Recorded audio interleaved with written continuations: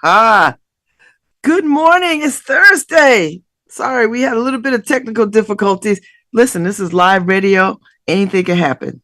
Anything can happen, and everything does happen. So I am glad you all are well. It's nice to be here. It looks a little bright outside, which I need some bright.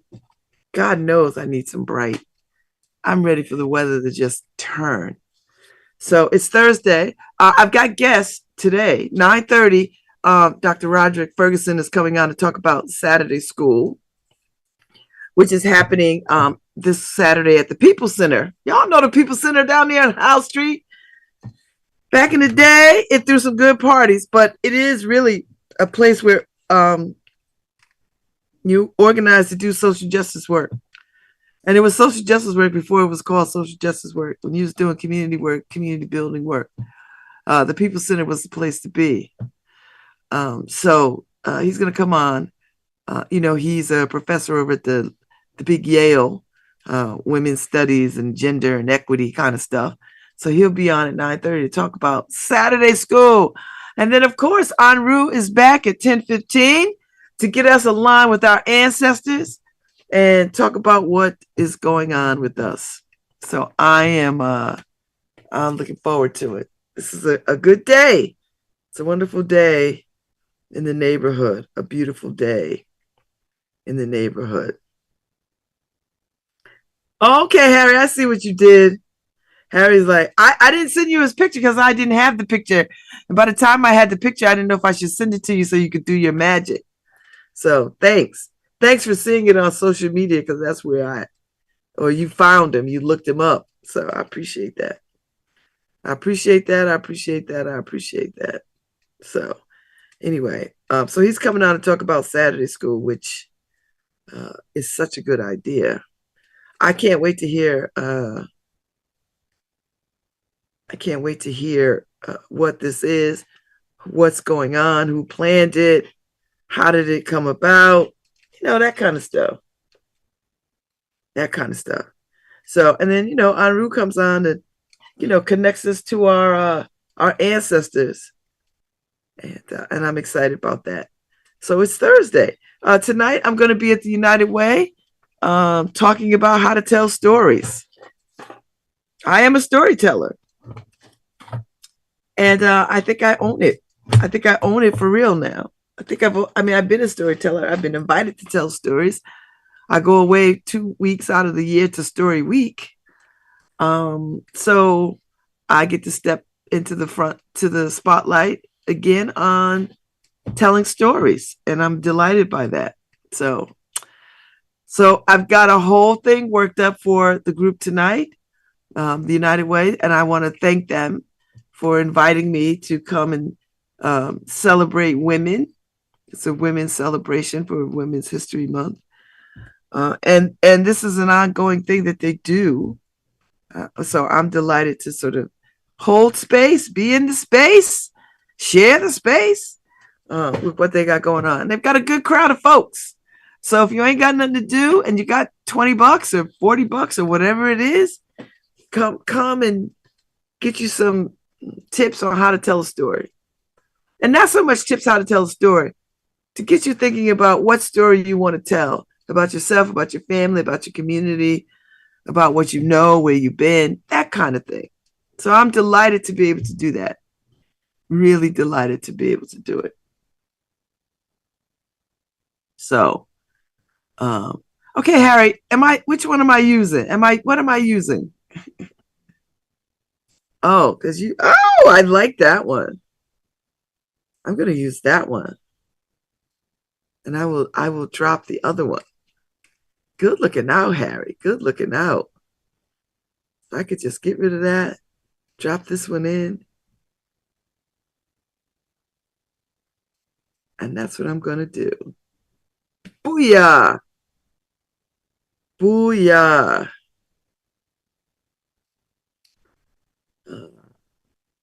So last night was a good night. I went to the gym, of course, worked out, of course. And then went to the Arts Council board meeting, which was really nice to see people. I was delighted to see people. And then hung out with my besties for dinner. Wednesdays is our dinner night. And so we had I've been hankering for some barbecue, for some ribs. So I ordered some pork ribs from Black Bear up there at the district. So we had collard greens, baked beans, baked beans, and ribs and brisket and cobbler. I didn't have the cobbler or whatever it was. So I didn't have that. But I ate my share of some ribs and some collard greens and some beans. It was good. It was just what I wanted. And then, some beer and wine. And the beer was good. I think it's a Lawrence Lager. Nice, crisp, fresh beer. I feel like if you're having barbecue, you want a beer.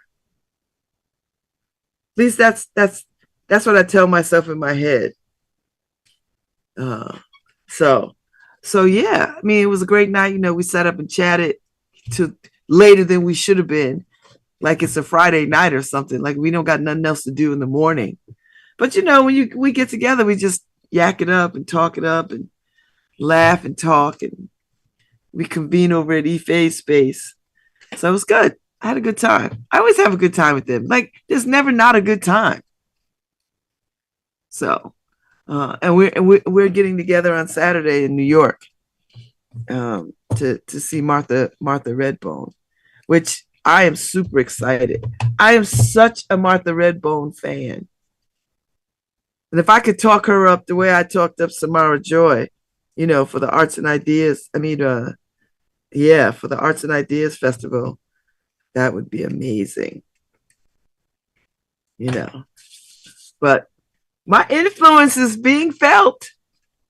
I got wind of something that's going on, that's happening this with the symphony that I had a hand in, and they're trying to keep it a secret from me, but they done told me a little bit, so I'm delighted. And I planted the seeds. That's what I like about influence. You can just plant the seeds, and if people think it's worthy, they run with it. That's it. I'm delighted. I'm super ooper duper delighted. So yeah. So it's a lot happening. I've got to get myself geared up because this is going to be the summer of learning leading up. I've got to brush off my good study habits, and I've got to go to bed early. I've got work to do. I got work to do. I got work, baby. I got a job, baby. I got to study. And this ain't no joke, because I really, really, really want great grades my first year, my first year as a 1L. I really want great grades. And I've got to clear the deck and just put my nose to the grindstone.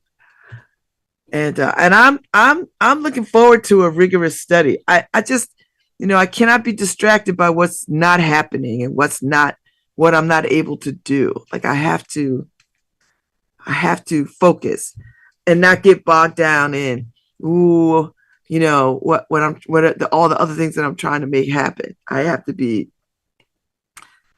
to have some tunnel vision about this law school study. And I'll be announcing soon where I'm going. I'm going to be announcing soon where I'm going. I'm going to be announcing soon where I'm going.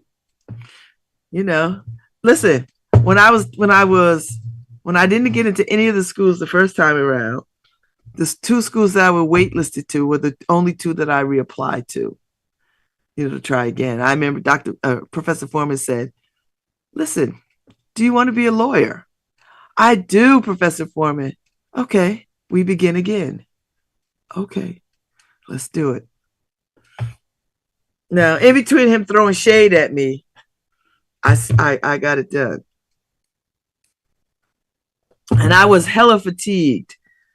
Oh my God, I was hella fatigued with this LSAT because it's a barrier, and it felt like a barrier, and I couldn't shake it. And honestly, I should have just kept to my first score because my first score was a good score. It was a little above average, and I talked myself into taking this thing 3 times. The second time was a monumental disaster. The third time I took it in person, and I was already fatigued. Like I went in already like, do you know what I mean? And that's a difficult thing to overcome, you know. But I did it, and I got the second highest score out of the three. So I was like, all right, you just can't give up. I mean, if you quit, you just quitting on yourself, And there was nobody to blame. There was no blame to do. It's just this is just the roll of the dice, and you just gotta make the effort. So you know, so I only applied to 2 schools this time, and I got into. I heard from one. I was accepted into the one. I haven't heard from the second one, But I think I'm gonna go with the one that asked me out first. Let me tell you something. They already got me plugged in. I'm already in the incoming chat. They got a chat. They already hold a ticket for me for a gala. There's another thing, luncheon. I couldn't make that because I'm gonna be in New York on Saturday. Like they already got me plugged in. I was like, so I'm already on the roller coaster ride. I just have to say yes. I got to say yes to the proposal, and I am. Really, I just have to put my money down, and that's happening. That's gonna happen. I put my money on the table. So we'll see. I mean, listen, we'll see what happens. You know, we'll get to it. We'll get round to it. We will get round to it. So yeah, Dr. Ferguson will be on at 9:30. He's gonna give me the skinny, the 411, the T on Saturday school, the People's Saturday School. And I wonder if this is gonna be an ongoing commitment. I like the idea of a Saturday school because, under this crazy regime of ours, we've got to be thinking how we gonna educate ourselves, and continue to educate our people. We gotta continue to do that.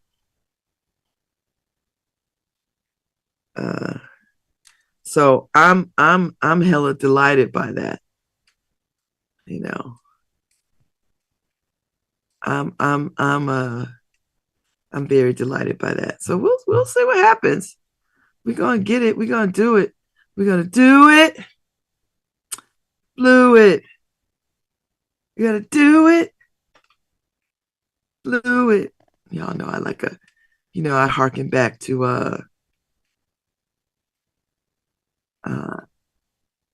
I like a good 70s jam session. Late 70s. That's my jam. I didn't start really paying attention to music till like 73, 74. I was like 10, 11 years old. And music really it's so much a part of who I am.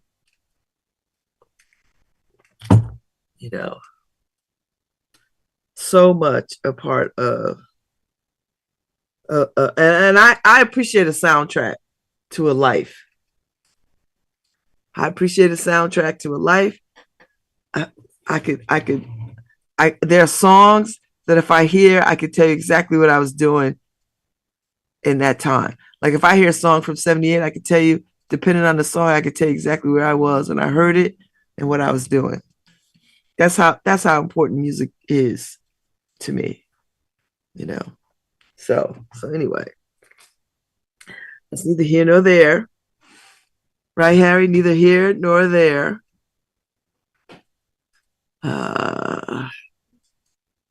Neither here nor there. So, but yeah.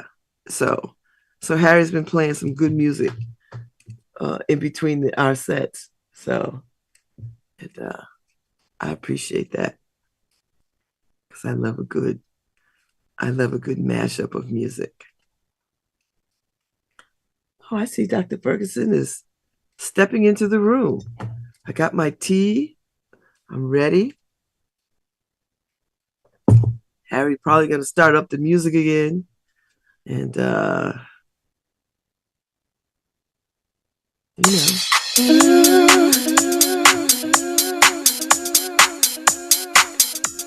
Oh, there we go.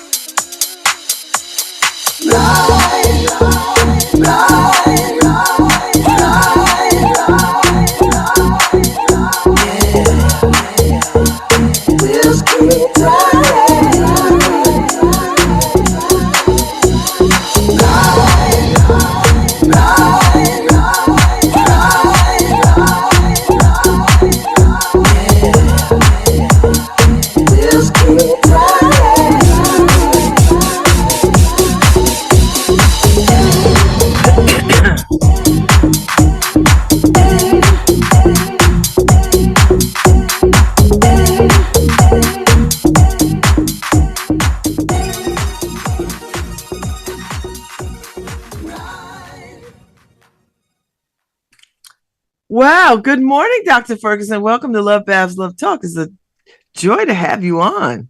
Good morning, Babs. Pleasure to be here.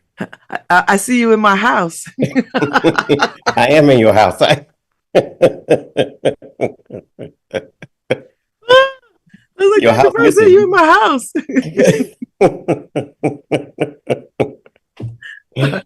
Be like, Babs, you want to pay the mortgage? Have at it. You're totally right. Yeah, we can split. We can split it. How you doing, sir? Doing good. How you doing? Listen, it looks like a bright day. Yeah, maybe I'll get a chance to walk outside or do something. Yeah. Are you working from home today? I am, but then I have to go in midday for a meeting and then for a lecture. The great philosopher, thinker Judith Butler is giving a lecture, so I have to be there for that. Okay. Cool. So tell me about this People's Saturday School. What is happening? All right. So the People's Saturday Schools are this idea that I and some other folks had last year, around the encampments, around the protests for Palestine and against the genocide. And we thought, it would be wonderful to try and reproduce, reactivate those old kind of organizing climates, ethos. I don't know what the plural of ethos is. Collective spirit, zeitgeist, that occasion, things like the abolitionist movement, the labor struggle, the anti-racist movement, the Black Panther Party in New Haven, the feminist, the queer liberation movements, to reactivate those things here in New Haven, which also have a grounding in New Haven. I think it's important to say that New Haven was a major spot for the abolitionist movement, for the Lincoln Brigade, the anti-fascist movement in which people were going to Spain to help fight against fascism, inaugurated by Franco there. The People's Center was the hub, where we will be having the Saturday schools. The May Day rally of 1970, took place on the New Haven Green in response to the jailing of Black Panther members. That rally was, I think, unbeknownst to a lot of people, an intersectional moment. So you saw labor folks, you saw feminists, you saw, queer liberationists, folks from the Gay Liberation Front, the French writer, queer writer, and prison abolitionist Jean Genet, who was spending a year with the Black Panther Party there. You saw the poet Allen Ginsberg. You saw Black women, who had, the woman symbol and the peace sign, to suggest their intersectional politics before we had the category intersectionality. So, it's also about like then reactivating the histories that, I think are still very much with us here in New Haven, histories of freedom struggles. So it's Mm. the idea that we had that, okay, how can we bring people together? And how can we produce a context in which people are learning about organizing, but in a very simple format, and that's just storytelling. So we're bringing organizers, people with histories in organizing to come and just tell their stories. So how long are you going to do this? Is it just one and done, or are you going to do this over a period of time? My goal is to do it over a period of time, you know. So this is our pilot, uh, you know, semester, for it. So we have the one coming up in on this Saturday with Lillian Landor, a Lebanese journalist who was also one of the founders of the international feminist newspaper Outright, as well as someone who participated in and helped to found women of color feminist organizations in the UK. Mm-hmm. Gail Lewis, also her life partner, is a Black British feminist activist and also psychotherapist, teaches, one semester a year, has been doing so for the last 3 years at Yale. Um, Gail is one of the founders of the Brixton Black Women's Group, the Organization for Women of African and Asian Descent, OWAD, both of which founded in the late 1970s, crisscrossed with the Combahee River Collective in here in the U.S. Mm-hmm. So they're coming on Saturday. And then at the end of April, we have another Saturday school. I think it's like April 29th, if I'm not mistaken, whatever that last Saturday is. And that's Chandan Reddy and Angelica Chazaro, who are coming from the Seattle area, both working against immigration deportation, both of whom are also freedom scholars from the Margaret O'Casey Foundation.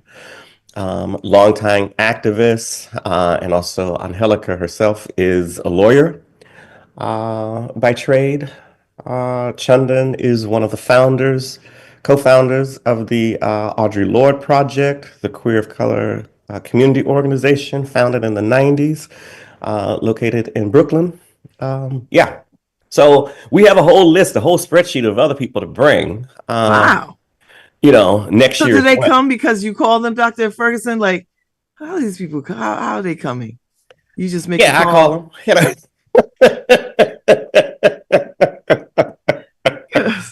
Can you please come to our town and tell your stories? Is how I begin. Mhm. You know, So who is this open to? it's open to everybody, as opposed to says we those of us who were thinking about it. So a couple of students from the campus, Lauren Anderson, our dear friend and Mm-hmm. owner of Possible Futures Bookstore, Dan Hosang, friend and colleague. We wanted this to be something that was not a Yale event. Okay. Mm. Hence, it's So off campus. this is off campus. It will always be off campus. And God and ancestors willing, at the People Center. Well, the People Center has a long and storied history in New Haven. Yes, You know, I mean, yes. The People Center is a sacred space. it is. you know? And it was a good party space when I was a kid. Okay, that's that too, So we're also hoping that, friendships and relationships will also emerge, from this. Paul Robeson has a venerable footprint at the People's Center. Hmm. Angela Davis also has a history with the People's Center. And so we are delighted that we can become a part of that history. So when you were thinking about this with some of your colleagues and folks that you know last year, what was it due to the political climate? Like what was the catalyst that you said, you know what, we need to we need to bring back old school uh Yeah, uh yeah, community building and community organizing. What yeah. was it? It was all of those things. It was like, the political climate, it was the protests, it was okay, there's a chance that the orange one will be back. And even if he's not back, we still need to do this. But also, I was reading this amazing book by the scholar and poet and playwright Thulani Davis. Hmm. It's a book called The Emancipation Circuit. And the book is unique because it overturns the presumptions that we have had about Black political organizing, right? The taken for granted story goes that Black political organizing started in the New Negro moment. When folks were migrating from the South, going to the North, becoming modernized because of their introduction to the northern urban landscapes.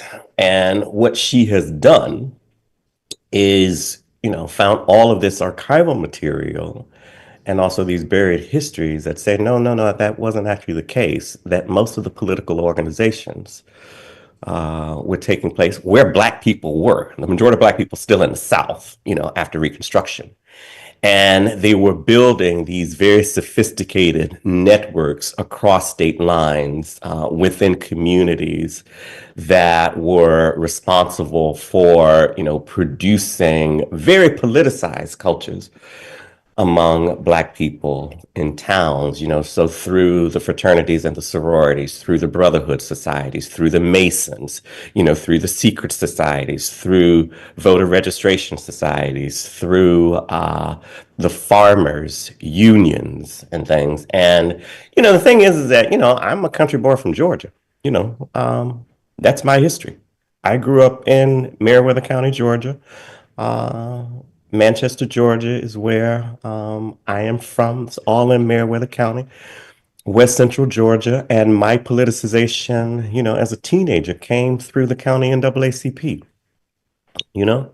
Um, our elders in the county NAACP wanted to address the racial inequalities at the level of the schools, all right? Hmm. That also then impacted things like employment and, uh, income and whatever. So they said to, the young folks, we were like junior high school at the time. All right, we want you guys to start a junior NAACP. All right. We will show you how to start one. We will teach you, how to organize. We will train you to go from door to door to talk about the upcoming referendum around whether or not to consolidate the schools. Because in my school, which was at the southern end of the county, Manchester, that was a predominantly white school. So it was 60% white, 40% Black, right? In a segregated town, right? Now I often tell people that, I didn't go to my first integrated uh, general practitioner's doctor's office until I graduated from high school and went to Howard. All right. That was the first time I went to an integrated doctor's office, in the Hmm. sense of, the doctor's office in town, the Black people would go on one side. You would sign in and you'd see across the middle room where the staff and the clerks were taking, you know, uh, we're checking you in. You'd see across the other side, and it was like a very nice white lobby, a lobby for white people. And so so they trained us to do all of those things, right? So I, in many ways, was living out what Thulani Davis was talking about. I remember my first mass meetings in Black churches, as a teenager, there. And these were everyday people who were our mentors, our elders, many of them civil rights veterans, but also, several of them, some people with degrees, some people with just high school diplomas. Um, but all of them, cared about us and they cared about the institution of the schools, And so my mother, and even before that, there was there was just an ethos of organizing. So my mother when I was born up until I was about 8 or 9 years old, was a seamstress at International Playtex, which had a factory, Mm. in town. Playtex, for those who Hmm. don't know, or those who may remember, made Foundation garments, bras and bras girdles. and panties Yeah. and, what have you. And my mother recognized that, Black working class mothers didn't have anywhere to leave their babies except with, Miss Doll or Miss Betsy, to take care of the kids while they went to work. And so she's got together with other folks in the community and she formed the Manchester Daycare Center, which was the first Black preschool, in the town. I graduated from the Manchester Daycare Center. My nieces and nephews, who are grown now, graduated from the Manchester Daycare Center. It was the first nonprofit that I knew of. And so there was already this sort of, all right, we're going to take care of the community. We're going to build the institutions that we need, that pre-existed the development and maybe even led up to the moment in which our elders came and asked us to start the junior NAACP. Mm. So you, so organizing and community building is in your blood. In my blood. In my blood. So this makes sense that you would do this, particularly in this moment with this climate. Yeah. Yeah. Yeah. Particularly in this moment, in this climate. Because I was thinking earlier this morning, like the right wing and the conservatives have a broad plan. They do. Right? We need to have a broad plan Yeah. for We liberation, do. you know? And Mm-hmm. this is our effort to encourage people to develop their broad plans for how we save each other and how we take care of each other. Mm-hmm. I like that. I mean, it's not lost on me that you're an academic, and Mm-hmm. academics are seem to be handcuffed around these kinds of things. Mm-hmm. Mm-hmm. Like it doesn't seem to be a climate Mm-hmm. for y'all to engage in Mm-hmm. Mm-hmm. this kind of work. Mm-hmm. Does that Yeah, give I you mean, pause? bigger? Does that give you pause? No. Um, in a word, I was one of those who was targeted by Ron DeSantis back in 2023. You know, What he got against you? yeah, exactly right. Well, I do work in Black studies and in queer studies, and so I was on that original infographic that the Florida Department of Education sent out. You know, Wow. as authors whose work showed up on the original syllabus for the Advanced Placement African American Studies course. Okay. Mm. And, we violated the Don't Say Gay law. I did. I violated, and other people violated the anti-woke law, you know, and then he invoked me and other people. I was in good company now. I was there with Angela Davis and Robin Kelly and Bell Hooks, and I'm not mad about that part. But it also, I'm already targeted. So it's like, well, there can be a liberation in that. You Mm. know, I don't have to go through the mental gymnastics of, well, I mean, if I do this, I'll be safe. And ain't nobody safe, no matter what Ain't you nobody do. safe. Ain't nobody safe. You know, what the Helen Keller say? You know, security is a fiction. Life Mm, is either a daring adventure or nothing, I you like know? that. And so, there's another quote that I lean on. In 1973, I think it was, Toni Morrison gave a talk at Portland State. You know, it's a beautiful talk. You could just Google Toni Morrison, Portland State, 1973. It's an audio file you can listen to. I'm telling people, sometimes I just am cleaning my house and listening to Toni Morrison as I do it, right? But anyway, Where was this? I'm writing it Portland down. State, Portland State. Okay. And Toni Morrison, Portland State. Okay. And toward the end, she says, look, we have to come to terms with the very serious function of racism. And that is to keep you from doing your work. Mm, You know? So the way in which we respond, to uh, racism is by refocusing on our work, you know, claiming our commitments, you know, to liberation, to freedom, for everybody, right? To refuse to be distracted. That was the beauty. One of the beautiful things I think of the civil rights movement. They taught people, you know, how not to be distracted. You know, mm. I mean, it was a kind of spiritual discipline. You know, Yes. and I think that we can produce more of that.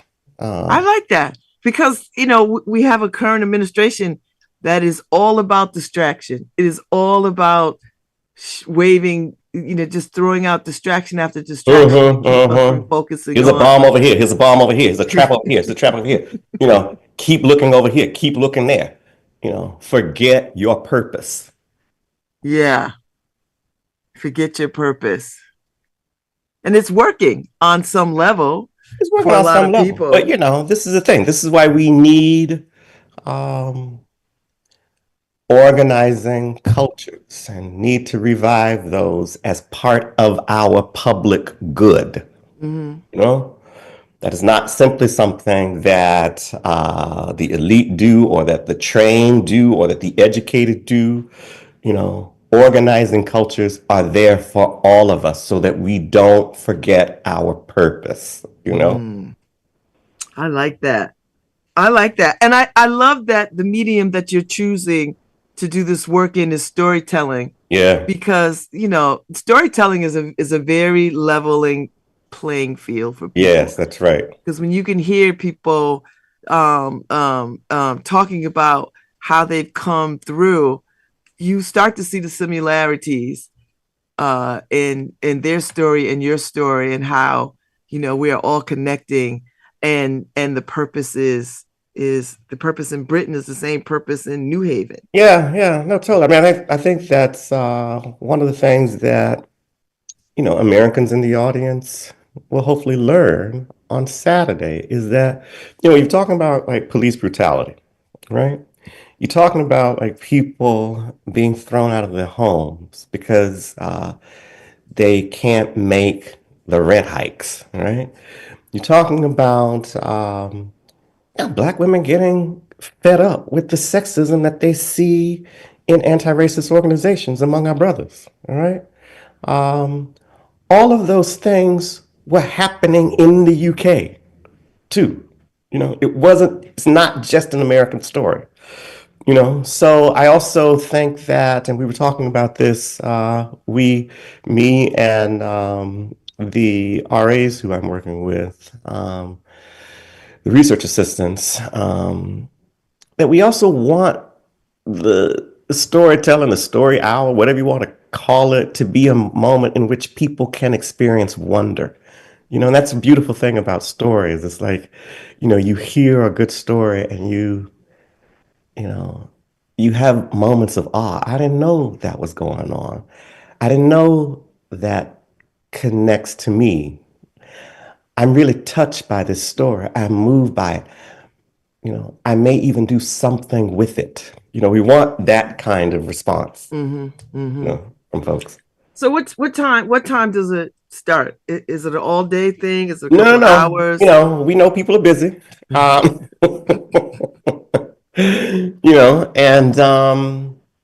so we're gonna start at 10. We will Oh, that's always a have, nice time. it's a nice time, and we will always have, some live performance to start things off. Okay. So there are some poets, spoken word artists who are coming to start things off and also hopefully to wrap things up.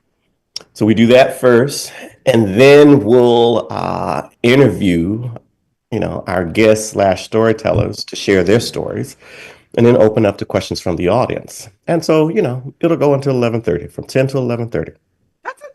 That's a good time. That's a good time. That's a good time. It's not terribly early in the morning, Yeah, and yeah, it's not all day, so people can go run their yeah. errands or whatever they got Exactly. to Right. do. Right. Now, this is about, all right, taking the little time that we have just to plant some seeds, Hmm. you know, Well, you and are a then gardener. I am a gardener, and I use the metaphor of seeds and planting all the time, And the Hmm. wonderful thing about the metaphor is that you've done your work when you have planted the seeds. You don't know what's going to come up, but because you can't control that, you know. But you also don't know how many apples are in a seed.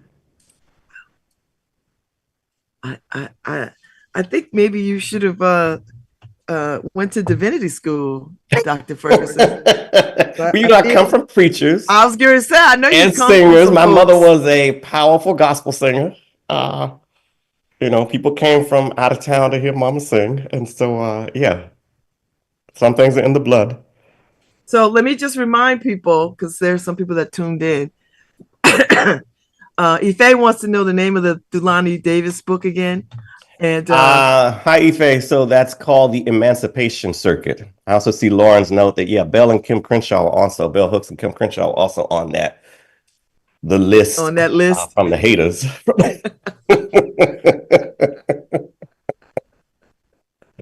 you take out a page ad and like, look, I'm in good company. Well, you've been in my house, so I just turned it into a poster that's Yeah, just in my yes. office downstairs. Right. Which I also took, that's from Toni Morrison. Toni Morrison was banned in the state of Texas. And so she said, okay, well, I'm going to take this and make a poster out of it and put it in my bathroom.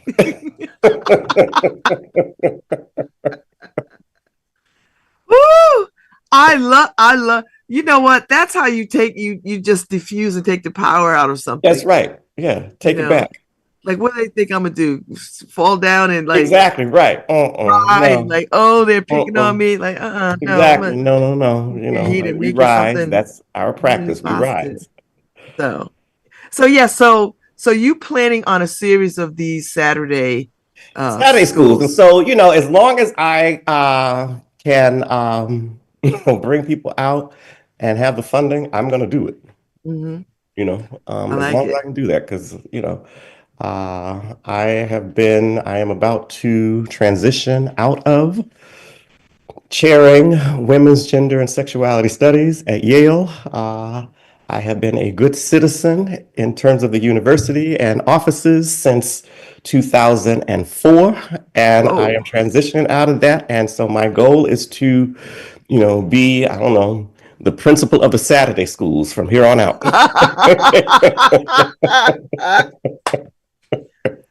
I love it. I wish I could be there this Saturday. I've got a commitment to see Martha Redbone in New York. So No worries, we'll have other Saturdays. I know I'm gonna be right up in there. I know. I Mhm. think, and I can't tell you how much I love that it's at the People's Center, because the People's Center is just so foundational to this kind of work, and it Yeah, well, has this is the thing. such a It's also about history. celebrating New Haven, you know? Yeah. It's also about celebrating New Haven. There is all kind of richness in the soil of New Haven, you know? Hmm. So this is and about and I celebrating. appreciate you rattling it off at the top of this conversation, because that really reminds people, you know, because I think people tend to forget the richness and the history of, you Yeah, know, yeah. Panther Party, organizing. Abolition movement, the Abolition. Yes. Amistad Mm-hmm. rebellion, you Mm-hmm. know, the May Day rally, those are powerful histories. And they're not dead. I mean, I think that's the other thing to say here, right? That these are histories that are waiting for activation and waiting for acknowledgement. I love it. Well, I so appreciate your time this morning, Dr. Ferguson. I so appreciate you, Babz, and thank you for the invitation. And I hope folks will come out, for our Saturday schools. Well, this is one of many conversations we'll have, because every time you do a Saturday school, consider this your place to. All right, then I'm going to take you up on that. Okay. I want you to. This is your Okay. your town square. This is Thank it. you, thank you, thank you. And I'm very excited about the people that we're going to bring out. We have made a commitment that everybody can't be an American. The Woo! Saturday schools are also about a transnational education, and we are very committed to that. I love that. Well, Ife is gonna hit you up, because she's listening to this conversation, and culturally lit is primed and ready to have. Yeah, I would expect an connection. email or a phone call from Ife. That's it. So she's gonna call you, and Okay. it's gonna be a culturally lit partnership emerging out of this. So perfect. I love it. So thank you so much. Thank you so much. Me this morning. I enjoyed this conversation so much. Enjoy the rest of your I day. did too. You too. Get some sunshine, okay? Take good care of my house. I'll be back. All right. Your house is gonna be ready for you. Thank you. Have a good day, Dr. Ferguson. You too. Bye-bye. Bye-bye. All right, Harry, I'm going to take a break. I'll be back at 10:15 with Enru, so we can connect to our ancestors. Thanks for the folks listening in. Ife, you owe Dr. Ferguson a call. Thank you, Lauren Anderson, for all that you do. I'll be back at 10:15 with Enru.